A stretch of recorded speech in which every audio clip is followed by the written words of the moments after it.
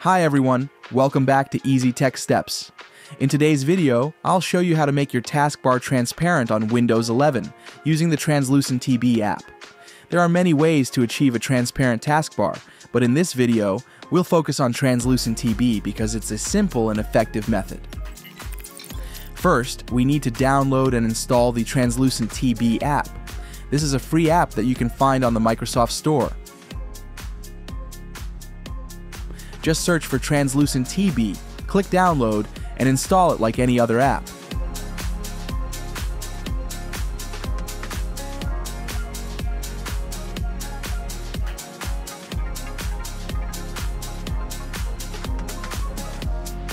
Once installed, open the app, and your taskbar will immediately become transparent.